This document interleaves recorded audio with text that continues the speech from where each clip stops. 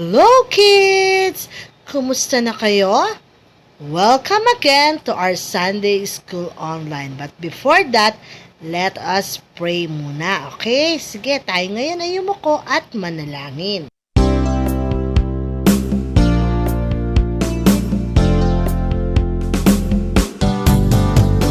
A Thanksgiving prayer. We thank you, God, for the night and the pleasant morning light. The trees, the creatures who love and care, and which makes the world so fair, and which makes the world so fair, and which makes the world so fair.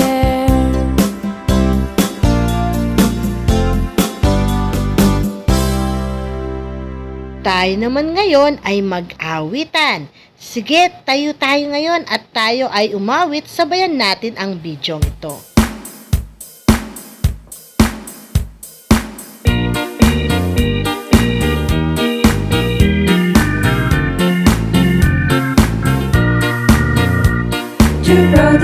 Two brothers, and one of them was greedy, greedy brothers.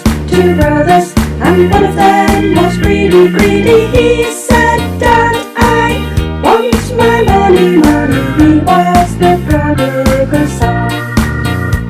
The other good brother stayed on the farm to worky, worky. Other good brother stayed on the farm to worky, worky. Greedy brother spent his money, money. He was the prodigal son. He spent it on having fun and drinky, drinky.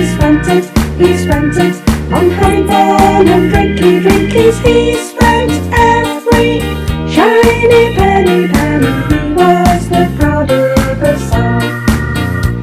The money was finished, and so he fed the piggy, piggies. Money was finished, and so he fed the piggy, piggies. He was broke and kinda stinky, stinky. He was the prodigal son.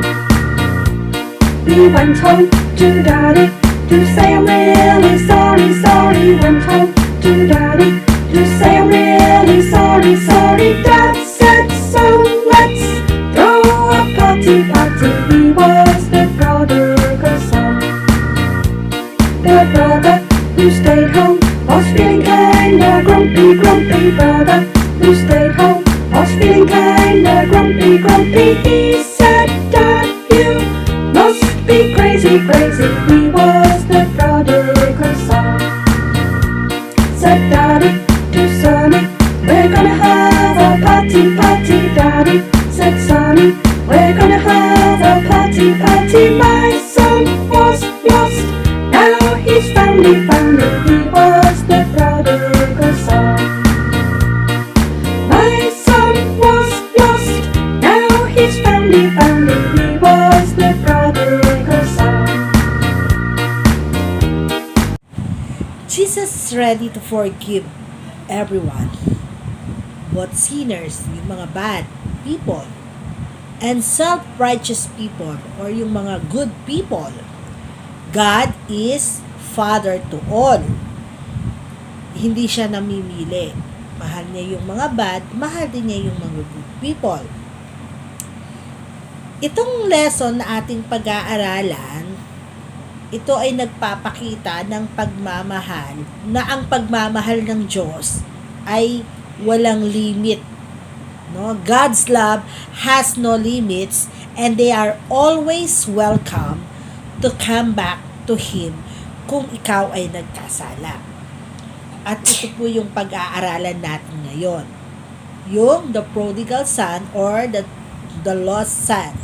Yun po yung ating pag-aaralan ngayon sa ating Sunday School. Kids, meron tayong dalawang bisita ngayon. Ito ay si Kyra at si Ami. Tignan natin ano ba yung pagkakaiba ni Kyra kay Ami. Merong dalawang children, merong dalawang bata na magkaiba sila ng pag-uugali. The first one, this is Kyra. Si Kyra, she never follows rule. many people called her Bad Kid. And the other name is Amy. Amy, she always follows rule. So, magkaiba sila. Yung isa tinatawag na bad kid at yung isa ay good kid. Tignan natin, ano ba yung kanilang pagkakaiba? Tignan natin, ano ba yung pagkakaiba? Kyra throws fits, but Amy uses good manners. Kyra steals. Tignan na ako siya. But Amy always share her things. Nag-share siya lagi ng kanyang things.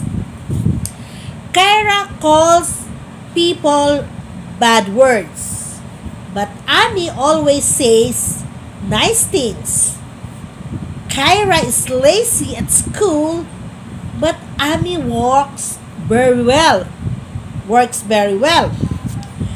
Kyra tricks church in dumb, but Amy loves going to church.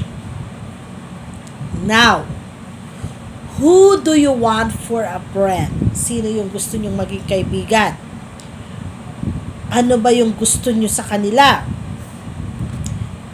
Jesus liked to teach people that God really does love everyone. But many times, the church people would get upset and think they were better than the sinners.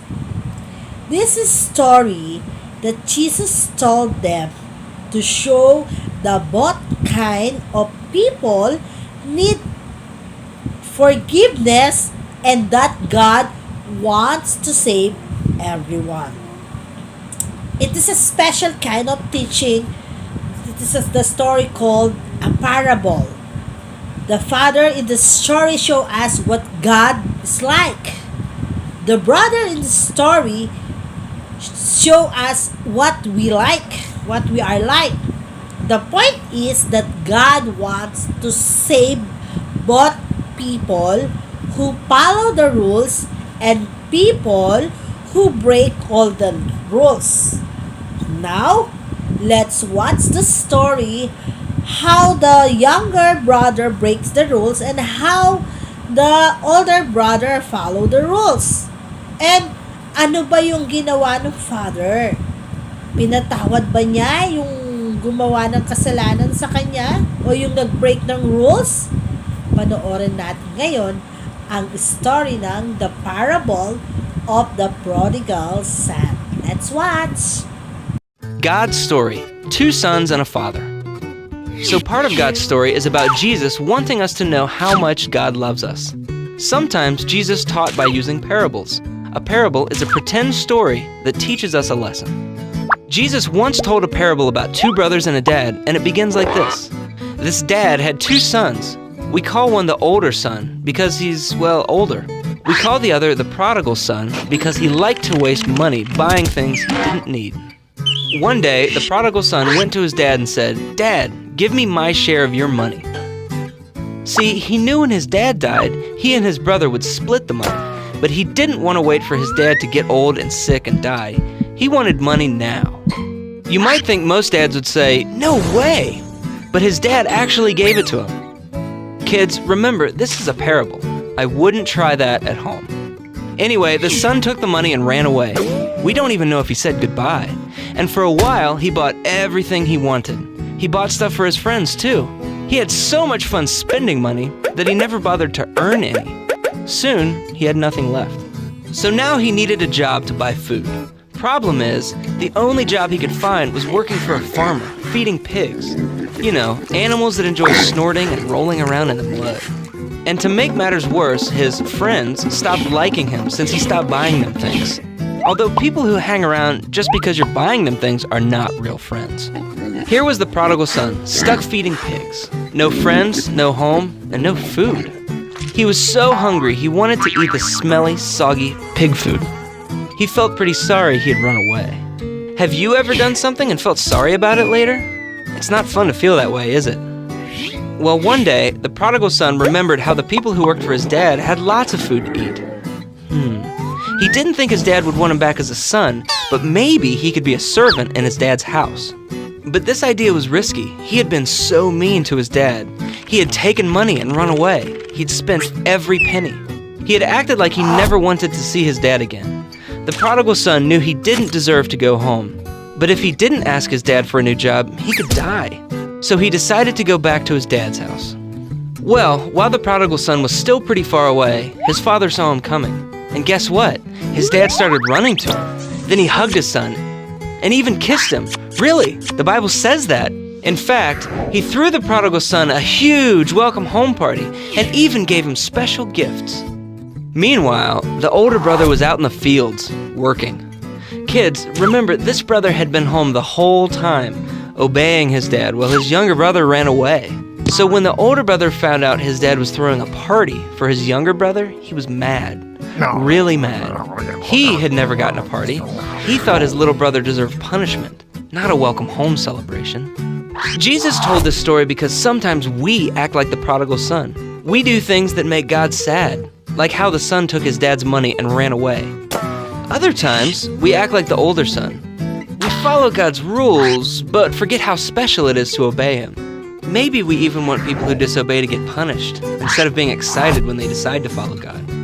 But Jesus wants us to know that no matter what we do, He loves us. Just like that father. And that's the story of the prodigal son. So, in case you missed it, here's the quick version. Now, let's answer the following question. Susulat nyo lang kung tama yung sagot nyo, susulat nyo true. At kung mali naman ay false. The brothers in this story were named Bob and Joe. Is it true or false? Bob and Joe daw ang pangalan. Meron ba silang pangalan na binanggit? True or false? Number 2. The father in this story helped us to learn about God.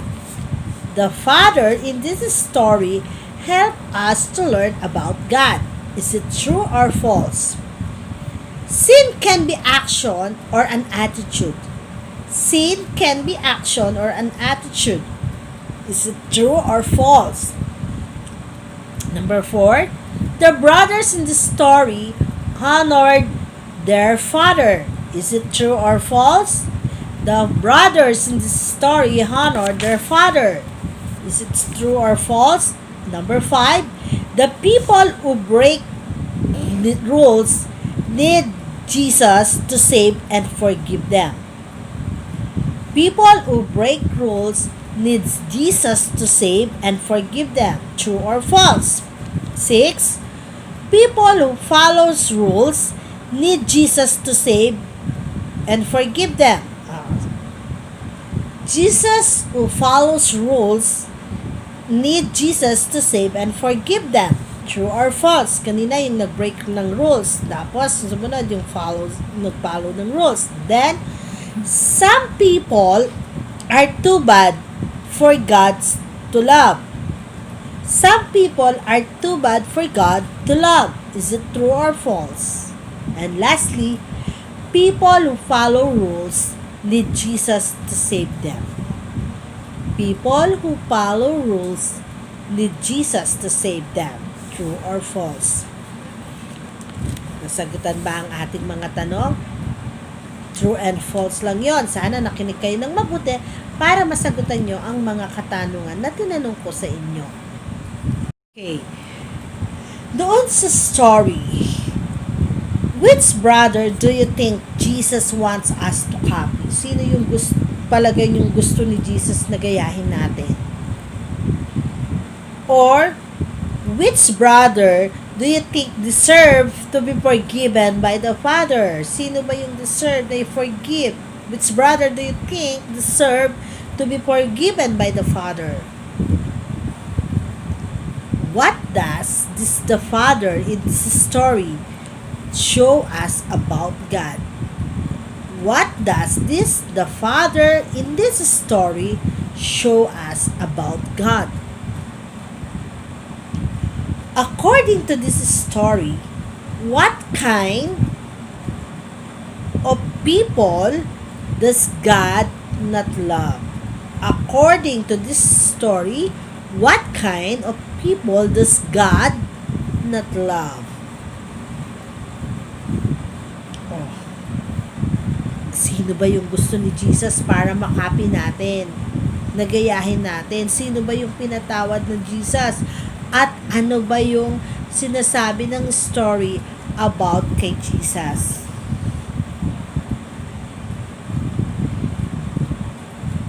Kids, naranasan nyo, na-feel nyo na ba? Or ano yung palagay nyo? Ano yung napipil ni God kapag yung tao hindi siya nagpo-follow ng rules sa kanya? Masaya ba siya o malungkot? Kapag ba may nagkasala sa iyo, ano yung gustong ipagawa sa iyo ni God?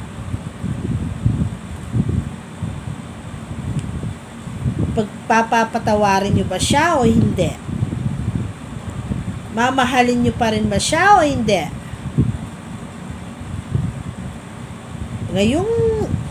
Ngayong umaga o pagkatapos ng ating Sunday School, isipin nyo, sino ba yung mga taong nagkasala sa inyo at sino ba yung mga taong pinagkasalanan nyo?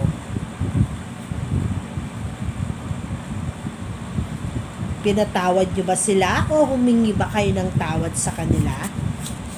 Kasi kanina napanood natin sa story, kahit na nagkasala yung pinakabunso, pinatawad pa rin siya ng ama, di ba? Kayo, pinatawad nyo ba sila? At para naman sa ating memory verse, sabayan natin ang awiting ito na tungkol sa ating verses today na makikita sa John chapter 1 verse 12. Sige, pag-aralan natin kasama ang isang awitin na kung saan madali natin siyang mamememorize.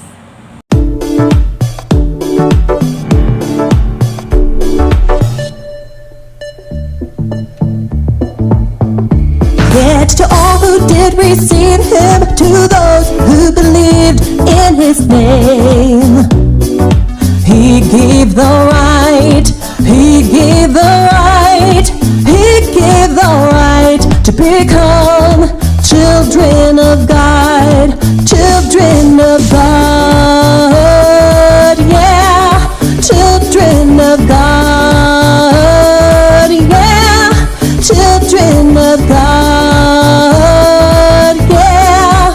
John 1:12, John 1:12.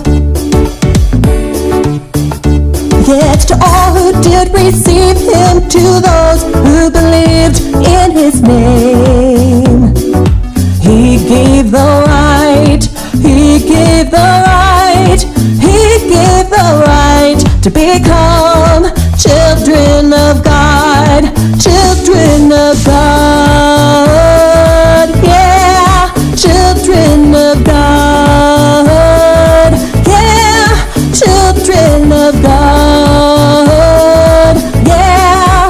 John 1:12, John 1:12.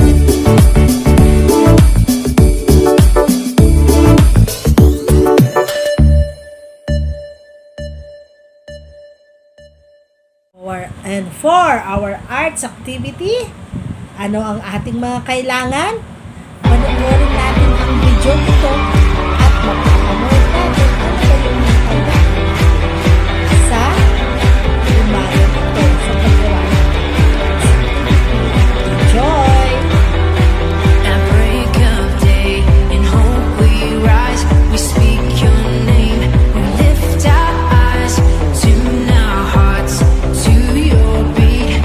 Where we walk, there you be, with fire in our eyes, our lives alight, your love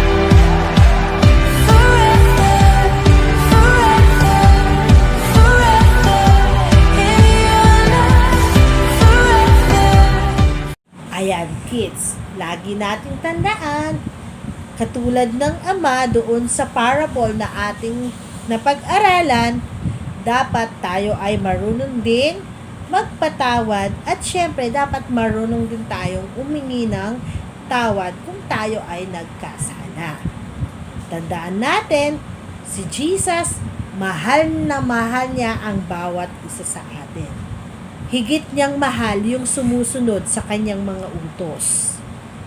Mahal niya lahat ng mga tao, pero mas mahal niya pa rin yung mga sumusunod sa kanyang mga utos. Sana ang bawat isa ay patuloy na mag-follow dun sa mga rules na pinag-uutos sa atin ni Jesus. Hanggang sa muling pagkikita, magkita-kita tayo ulit sa Sunday. God bless you at laging mag-ingat. Huwag mo nang lalabas ng bahay para lagi tayong safe. Okay? For our closing prayer, let's listen a prayer to God for forgiving others. Okay? Dear merciful Lord, thank you for your gift of forgiveness. Your only Son loved me enough to come to earth and experience the worst pain imaginable so I could be forgiven. Your mercy flows to me in spite of my faults and failures. Your word says to clothe yourself with love, which binds us all together in perfect harmony. Help me demonstrate unconditional love today, even to those who hurt me. I understand that even though I feel scarred, my emotions don't have to control my actions. Father, may your sweet words saturate my mind and direct my thoughts. You teach us to let the peace that comes from Christ rule in our hearts. When I forgive in words, allow your Holy Spirit to fill my heart with peace. I pray this peace that only comes from Jesus will rule in my heart, keeping out doubt and questions. And above all, I am thankful. Not just today, not just this week, but always. Thank you for the reminder, always be thankful.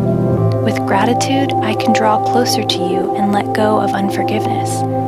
And when I see the person who hurt me, bring this prayer back to my remembrance, so I can take any ungodly thoughts captive and make them obedient to Christ. I praise you for the work you are doing in my life, teaching and perfecting my faith. In Jesus' name, Amen. Kids, kita-kita tayo ulit sa Sunday, ha? God bless everyone. Ingat kayo lagi. Stay safe.